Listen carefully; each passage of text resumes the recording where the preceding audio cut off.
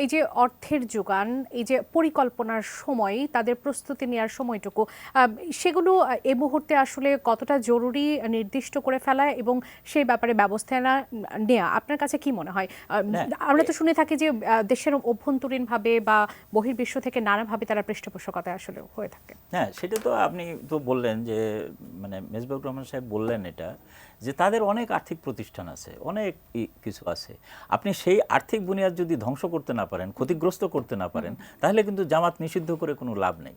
আমরা এটাও জানলাম যে আওয়ামী লীগের অনেক এমপি, মানে উনি তো বলছেন যে লিস্ট আছে 60 জনের মতো জামাতের সঙ্গে ব্যবসা বাণিজ্য করে।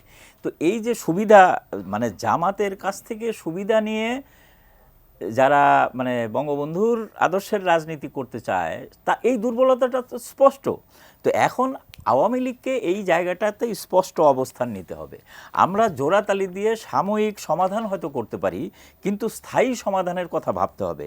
আমি মনে করি যে এইবারের যে এই যে কোটা সংস্কারের আন্দোলন, এই আন্দোলন আওয়ামী লীগের জন্য কতগুলো শিক্ষণীয় বিষয় হইতে পারে। তারা যে মানুষের থেকে দূরে চলে গেছে, তারা যে শিক্ষার্থীদের পালস বুঝতে পারে না, ছাত্রলীগের মতো ঐতিহ্যবাহী একটি সংগঠন যে বুঝতে পারে না যে কোনটা তাদের করা উচিত, এই বিষয়গুলো যদি আওয়ামী লীগ এখন সংশোধন না করে নিজেদের, আপনি যদি এই বিপদ থেকে তারা মুক্তি পাওয়া বললাম যে একটা দুরূহ অবস্থা কিন্তু তৈরি হয়েছে। মানে আগামীকাল কি হবে আমরা কিন্তু বলতে পারি না। মানে সংঘাত সংঘর্ষ এটা যদি অব্যাহত থাকে, তাহলে মানুষের মধ্যে কিন্তু বিরাট বিরূপ প্রতিক্রিয়া হবে। আমাদের একটা ওই যে জনপ্রিয় লালনের গান আছে যে সময় গেলে সাধন হবে না, অর্থাৎ সময় মতো কিন্তু সাধনাও করতে হয়। আমি মনে করি যে কালক্ষেপণ না করে আওয়ামী লীগের সরকারের মাননীয় প্রধানমন্ত্রীর একতরফা কতগুলো সিদ্ধান্ত নেওয়া উচিত, এবং সেই সিদ্ধান্তটা দলের দুর্বলতা দূর করার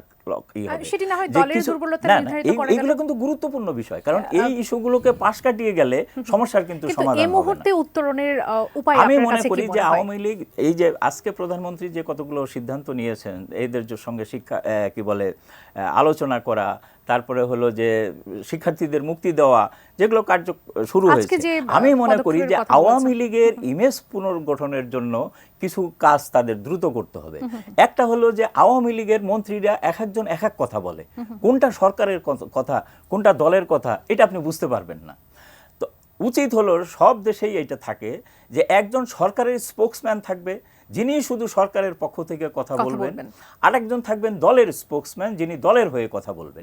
এটা আওয়ামী লীগের ইমিডিয়েট করা উচিত। আর করা উচিত কিছু অপদার্থ মন্ত্রী আছে, কিছু মন্ত্রী আছে যাদের চেহারা দেখলে মানুষের মধ্যে বিরূপতা তৈরি হয়, এগুলোকে দ্রুত অপসারণ করতে হবে, বাদ দিয়ে দিতে হবে, বাদ দিয়ে নতুন মুখ আনতে হবে। আওয়ামী লীগে এইরকম দক্ষ যোগ্য সৎ নেতার অভাব নাই, তাদেরকে জায়গা করে দিতে হবে। চাটুকার, তোষামতকারী, সুবিধাভোগী এদের হাত থেকে যদি এখনও মানে মুক্তির চেষ্টা আওয়ামী লীগ না করে, আওয়ামী লীগের ক্ষতি কিন্তু আওয়ামী লীগের শুধু না। একটা কথা আছে আমাদের, ওই যে আহমেদ সবার একটা কথা আছে, আওয়ামী লীগ যখন জেতে তখন শুধু আওয়ামী লীগ একা জেতে, আর আওয়ামী লীগ যখন হারে তখন গোটা জাতি কি হারে।